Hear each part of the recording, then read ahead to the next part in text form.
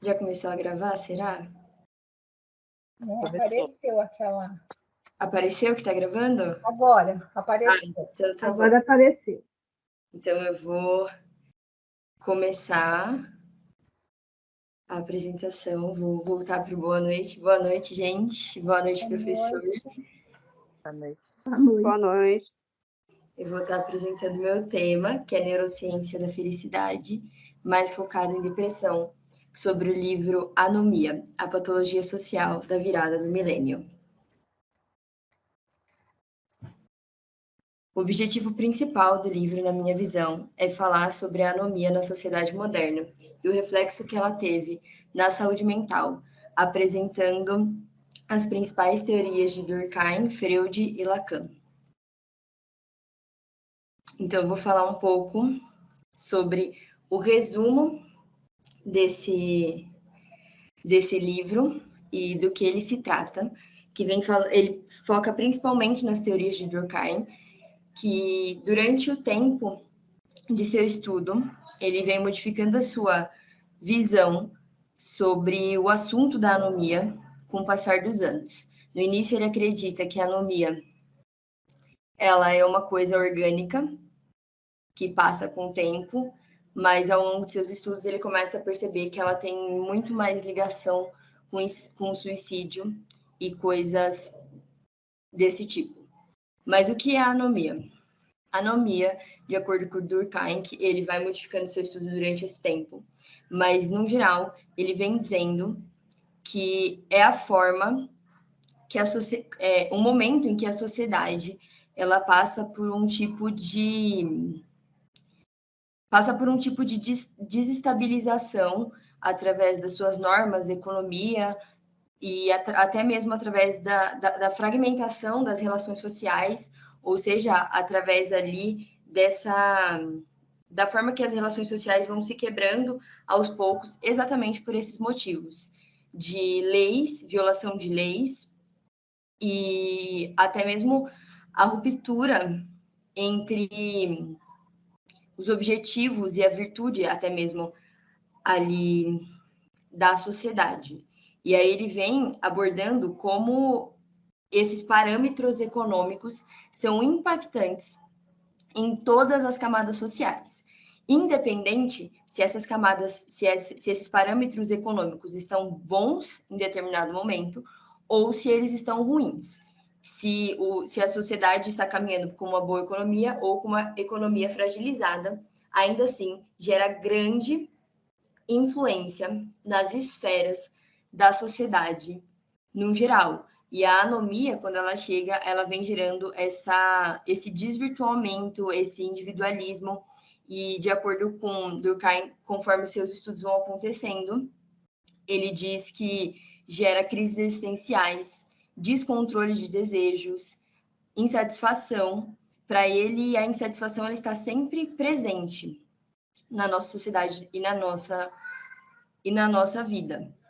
E então vem mostrando exatamente a importância de entender, né, essa anomia e de como a anomia, na verdade, ela é influente no nosso dia a dia, ela é influente nas coisas e como ela rege a sociedade em diversos e diversos aspectos. Ele se aproxima, inclusive, dos resultados da modernização e o que ia acontecer ali. E ele fala sobre como a economia precisa buscar eficiência e a economia precisa e a cultura precisa buscar a autorrealização. E como o capitalismo ele vem acelerando, né, essas coisas, acelerando o nosso dia a dia, acelerando a nossa vida num contexto geral e mudando os nossos conceitos e as nossas concepções sobre as coisas.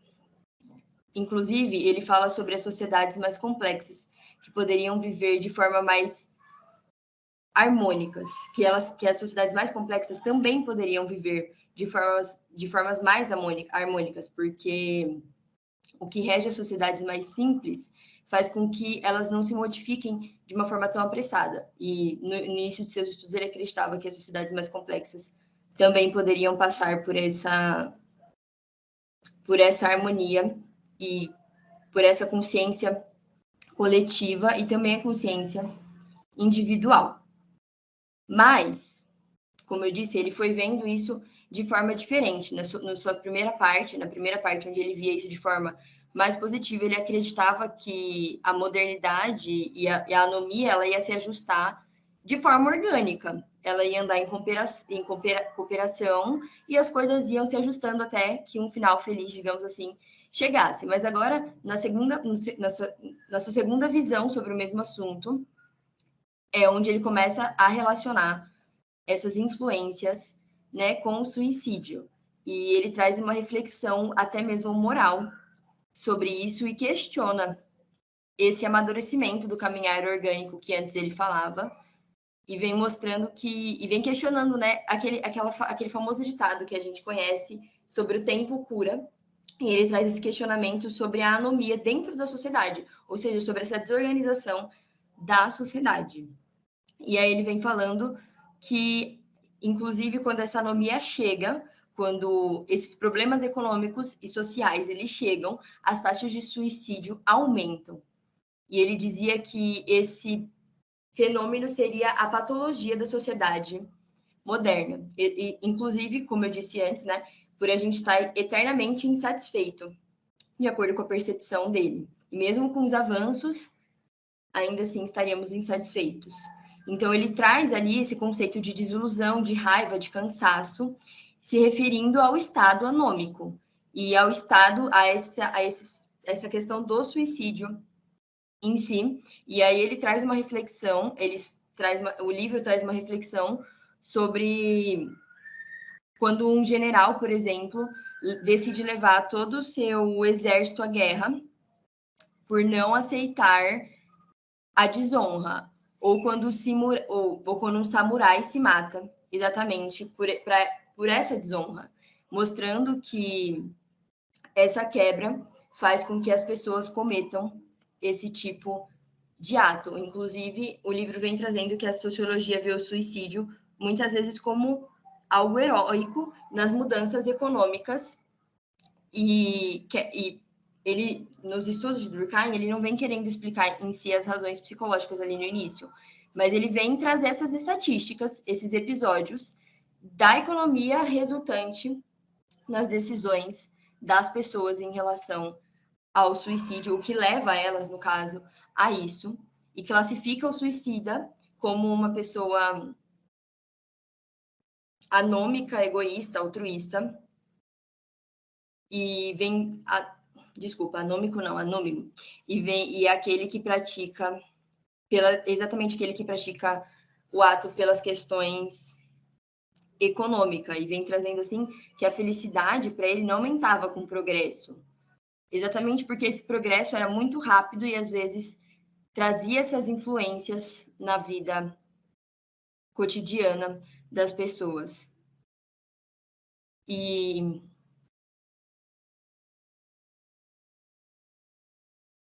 desculpa, gente, me deu um bug aqui, mas enfim, voltando, ele vem trazendo exatamente esses dois conflitos, essas duas ideias, uma feliz sobre as mudanças orgânicas e outra triste, que vem trazendo esses dados sobre suicídio, mostrando que a anomia era algo inevitável no progresso da sociedade, que qualquer sociedade poderia e passa por cada uma dessas coisas, né? E prosseguindo com isso, existem outros pontos de vista hoje em dia sobre o tema, quando a gente fala de algumas outras visões. Uma delas é o desvio de conduta o desvio de conduta e as várias esferas da anomia.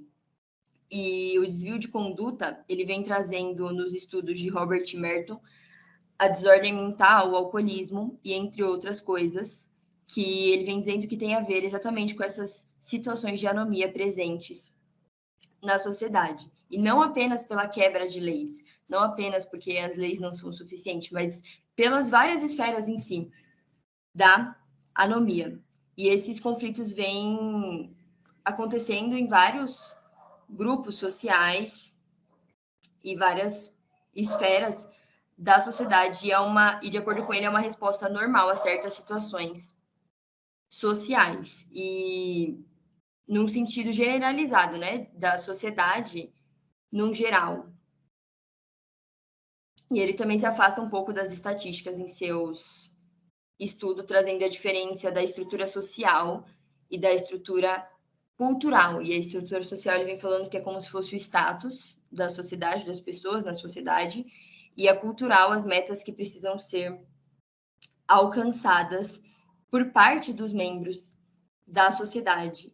E o que muitas vezes o status e a quantidade de pessoas com esse status acaba tornando um obstáculo para seguir e cumprir essas metas de cultura. E ele se inspira em Durkheim para esses estudos. Agora, quando a gente fala de Cardin, gente, eu não sei se estou falando os nomes certos, mas eu acho que está dando para compreender. Ele vem falando sobre essa frase que eu coloquei aqui: o desenvolvimento traz mais oportunidades, mas acelera a realização dos objetivos de melhoria econômica e social em sociedade que experimentam um desenvolvimento acelerado, junto com progresso e desordem, modernização e desigualdade, de melhorias e insatisfações, uma anomia causada pela escassez e pela abundância. Então, ele vem trazendo em seus estudos que a anomia é causada exatamente por esses extremos, pode estar bom, mas também está ruim. A sociedade passa por melhorias, mas também por insatisfações, e assim por diante. Então, ele vem definindo isso e fala sobre regular e as formas de alcançar os objetivos necessários. E Merton, ele vem dizendo que a sociedade precisa, não é que a sociedade, né, esteja precisando dessas regras, mas que os costumes e a tradição e controles institucionais precisam estar unidos com o objeto, tendo importância nos valores culturais.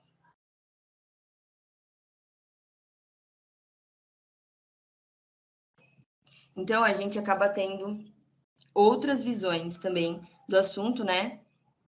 Além dessas duas visões, e uma delas é a visão social e o desejo individual, que vem falando sobre, vem seguindo, né, isso que eu estava falando. Só um minutinho.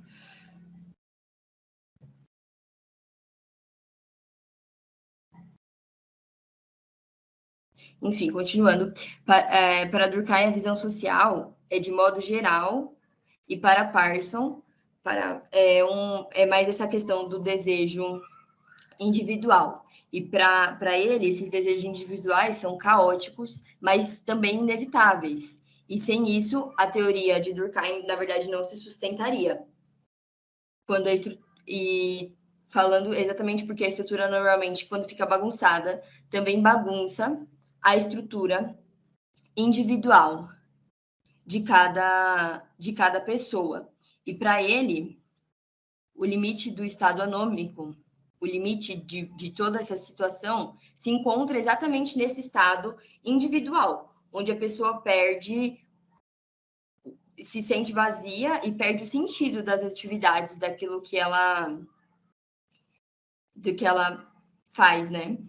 Mas para o Durkheim, esse individualismo puro geraria uma anomia, que seria o contrário dessa anomia, dessa coisa que a gente está falando, que seria uma integração perfeita, essa harmonia e essa questão que seria literalmente o contrário do que o livro vem trazendo, né? O estudo sobre a anomia. Então, ele fala exatamente sobre a importância desse individualismo puro para gerar essas transformações. Mas com o tempo, né, como eu falei, ele foi gerando essas evoluções de ideia e tudo mais. Então, agora, eu vou ir falando um pouco de Freud e de Lacan, e como eles vêm falando sobre a importância do laço social, e que quem faz esse laço social, na verdade, é o outro, tem mais a ver com o outro. Logo no início das nossas vidas, logo no início das coisas, de como essas coisas acontecem. Então, Freud ele vem trazendo sobre a tensão que acontece nos primeiros momentos de vida e como essa tensão ela precisa ser acalmada a partir do outro, da outra pessoa. Então, quando ele fala ali de bebês recém-nascidos, e ele vem falando sobre o choro que esses bebês têm a partir da fome, né? A forma que eles têm de fazer uma, digamos, liberação motora, que seria o choro, os esperneios e tudo mais. Essa criança se acalma a partir do outro, a partir da outra pessoa, a partir daquele que vem, e ele chama isso de experiência de satisfação, que é exatamente o momento onde esses gestos e gritos passam a ser controlados a partir de um intermediador, que é aquele que vai ali e alimenta a criança, alimenta e faz com que esse momento, né, se acalme. E ele também vem falando sobre a forma que isso é da criança se expressar, a forma que a criança, que o recém-nascido ele tem para se expressar, e como a mãe faz um papel ali de traduzir, significar e nomear sensações e situações de desconforto que a criança está passando, mesmo que na base de adivinhação, digamos assim, mesmo errando e acertando isso, ela vem com o tempo aprendendo com essas situações e passando a entender o filho, digamos assim, na minha visão, mesmo a partir do choro, sabe? De ele não tá falando nada, porque é um recém-nascido, mas ela consegue perceber e vai com o tempo ali vendo exatamente essas coisas. Então ele fala sobre algo que chama circuito representativo, que vai dessas necessidades originais, dessas necessidades do recém-nascido, até a satisfação do mesmo. E agora, quando a gente fala já na obra lacaniana, ele fala sobre a noção de desejo e a medida mais radical na instância do outro. Então, na minha visão, tem a ver com o desejo e a influência que o outro tem na nossa vida.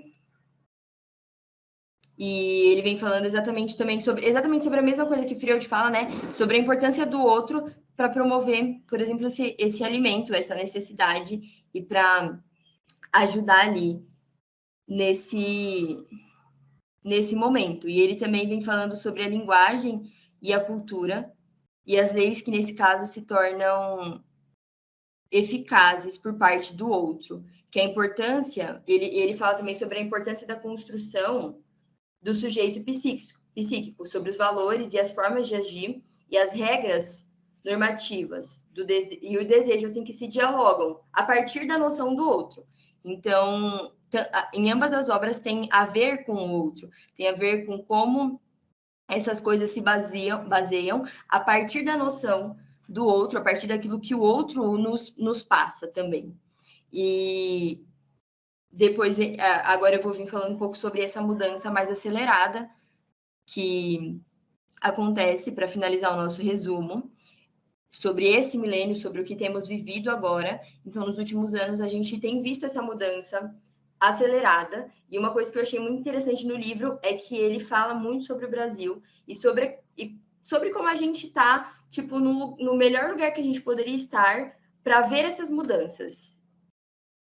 Num sentido de, literalmente, um lugar mais... como eu posso dizer? O lugar mais propício para a gente entender isso que está acontecendo, sobre essa desorganização que ocorre por vários motivos, e mesmo a gente já tendo passado por várias desses processos de anomia, hoje em dia ela, no caso, é um pouco diferente, né, pelas questões econômicas, científicas e tecnológicas, que geram muito impacto na nossa vida, mas ainda assim a gente está de uma forma que a gente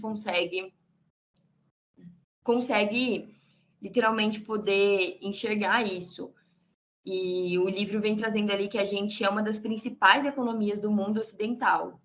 E mesmo assim a gente pode ter uma outra visão. A gente tem esse lado, pô, legal, mas a gente tem uma outra visão, que a gente tem uma dívida social causada por essa miséria e marginalidade que a gente vê acontecendo no desenvolvimento do nosso país. E é exatamente por isso que é o lugar ideal para observar esses impactos das mudanças no mundo, das mudanças que vem acontecendo, porque a sociedade ela vem vivendo essa fragmentação no social, digamos assim, e essa anomia nesse processo de mudança e avanços econômicos, que exatamente não querem dizer avanços sociais, não é porque a economia está melhorando que os avanços sociais vão acompanhá-la. Exatamente o que eu vim dizendo anteriormente, né, sobre esse herói de Durkheim, que ele vem falando que não importa se a economia está numa boa fase ou numa fase ruim, ela ainda assim gera um impacto e pode gerar essa anomia na vida da população no geral. Então, vem mostrando como o Brasil e a população brasileira anda cética sobre as próprias leis, como a população anda cansada pelos escândalos que acontecem e aponta uma fragilidade das instituições, exatamente por essa desonestidade, porque é uma desonestidade assim que a gente é indesejável. A gente procura pessoas que busquem esses altos cargos que sejam honestas, mas a gente muitas vezes passa a pensar que, por mais que a desonestidade é indesejável, ela é compensada pela eficiência. E como a sociedade ela acaba fechando os olhos, né, para esse desejo de ter um líder íntegro, por ter várias tentativas frustrantes de buscar uma pessoa melhor e tudo mais. E, inclusive, o livro vem trazendo a nossa realidade de São Paulo, como é muito visível o medo na nossa cidade, o medo de assaltos, o medo de andar na rua. E mais interessante ainda é que ele vem falando sobre até mesmo o medo dentro das escolas e como as escolas passaram a colocar, por exemplo, grades em seus locais de estudo ali para proteção dos alunos, onde isso já não é mais a proteção, porque pode ser, eles colocaram, né, por exemplo, o livro vem trazendo, ele colocaram a grade, por exemplo, para proteger os alunos de questões do tráfico, de assaltos, mas enquanto isso a gente pode parar para pensar que no contexto em que vivemos, às vezes o traficante é alguém que está dentro da própria escola. O assaltante é alguém, o agressor é alguém que está dentro da própria escola. Então, se tornou uma medida de proteção que já é ineficaz, e além de ser ineficaz exatamente porque esses agressores podem ser frequentadores dos ambientes e isso não impede a violência interna, por mais que deixe mais difícil a violência externa de entrar dentro do ambiente escolar. Não proíbe, né? Não faz com que a violência interna suma. Então, ele vem trazendo exatamente como é importante entender esses lados, entender essas coisas e entender que a anomia muitas vezes pode estar presente dentro das escolas, até pelo pacto professor e aluno tá naquela divisão social, tá naquela quebra ali, essa falta de confiança, gerando esses relacionamentos, inclusive, que são relacionamentos de desconfiança mesmo. E Durkheim, inclusive, ele acreditava que o Estado e a religião seriam a solução para essa anomia, mas o tempo mostrou que essas questões são muito mais frágeis e que a solução talvez hoje tenha muito mais a ver com buscar as formas de regular cada uma dessas coisas, regular essas divisões e tudo mais, e como essas leis precisam de modificação e agilidade para serem executadas, mas também a dificuldade de gerar essas modificações, já que o cidadão comum acaba ficando de fora dentro das leis que são para ele mesmo. E gera, assim, brechas na lei e na justiça, que a lei vai de justiça em justiça, de forma muito rápida, assim, de uma hora para outra. Então, o livro vem trazendo ali como isso é um contexto emergente para pensar na saúde mental e como isso deve ser tratado dentro dos consultórios, exatamente porque às vezes os comportamentos são vistos apenas como primitivos e individuais da nossa própria mente, mas eles também podem ser resultantes desse impacto da sociedade, dessa sociedade anômica, sem lógica e sem coerência, pela falta de espaço para o cidadão, por essa falta que o cidadão acaba sentindo de ter um espaço na sociedade. E os 3 pontos principais que eu trouxe foi a relação da anomia e o suicídio, a partir do estudo de Durkheim, mostrando como a economia ela gera esse desconforto, porque, na minha visão, ele já vem falando ali de como somos eternamente satisfeitos. E vendo pelo lado em que a sociedade, quando está pior, também piora essa questão do suicídio. Para mim, é um dos pontos mais importantes, exatamente por isso, porque tem tudo a ver, como aqui no final, como o final do livro ele vem trazendo sobre a era em que vivemos e sobre como essa anomia resulta na era em que vivemos. O suicídio, ele tem a ver uma relação, né, de uma coisa e outra. Os laços sociais a partir do outro foi o segundo ponto que eu trouxe, que eu achei muito importante a partir das teorias de Lacan e Freud, como a nossa vida, ela tem muito a ver com o outro, ela não tem só a ver com os nossos desejos individuais, mas como até mesmo os nossos desejos individuais são, às vezes, resultantes da visão do outro a partir do outro.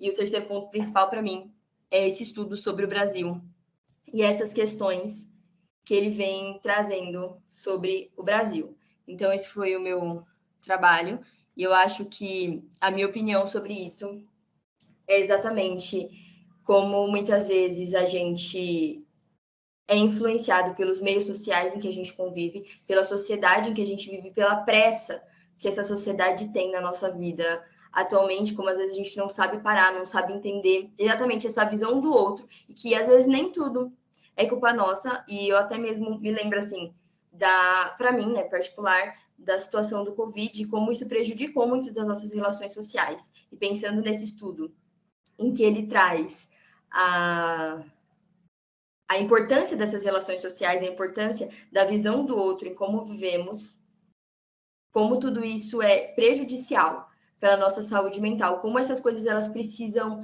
estar em harmonia, que é uma das palavras que Durkheim usa que eu achei muito interessante, exatamente essa harmonia individual, essa entender que a harmonia ela precisa estar presente nas nossas vidas, não que seja fácil, né?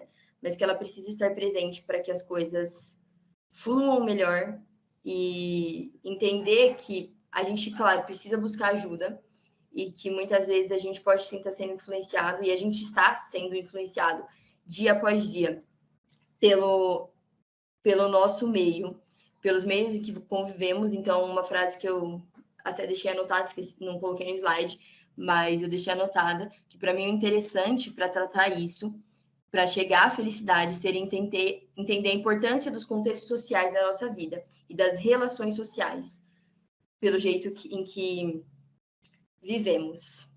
E esse foi o meu trabalho. Obrigada a quem assistiu e quem esteve aqui comigo. E aí eu queria saber, né, se alguém tem alguma coisa para comentar e tudo mais. Noemi. Parabéns, Noemi. Pode falar. Não, só quero dar parabéns, ficou muito bom o trabalho. Parabéns. Noemi, parabéns, parabéns mesmo. Eu sei que foi super corrido, porque ele passou muito em cima.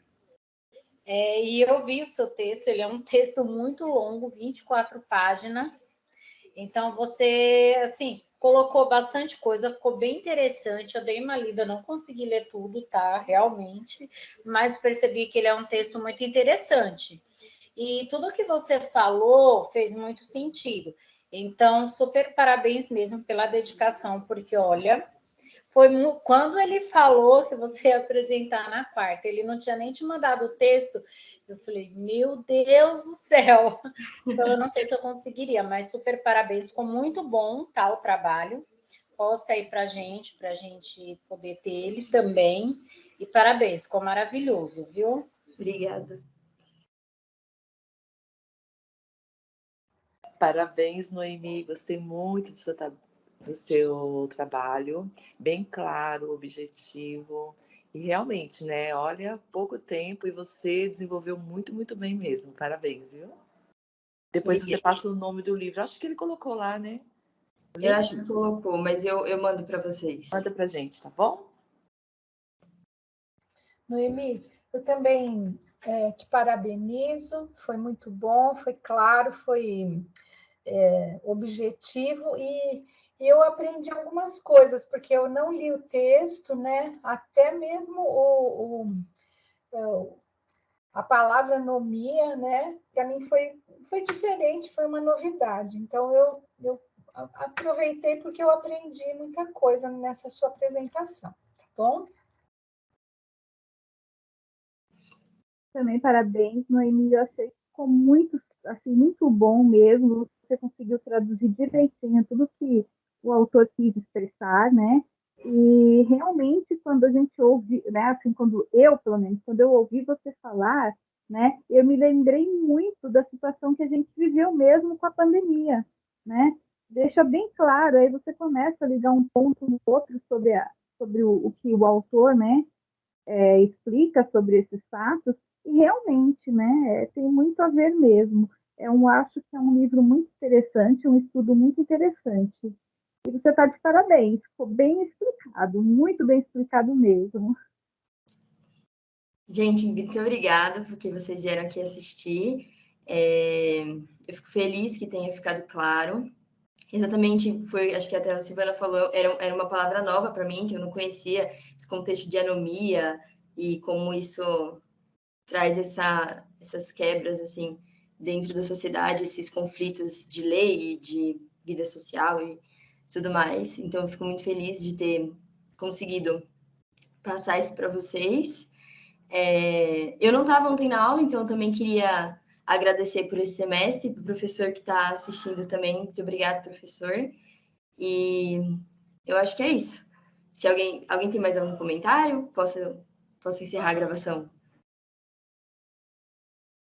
Pode sim, Noemi, mais uma vez, parabéns.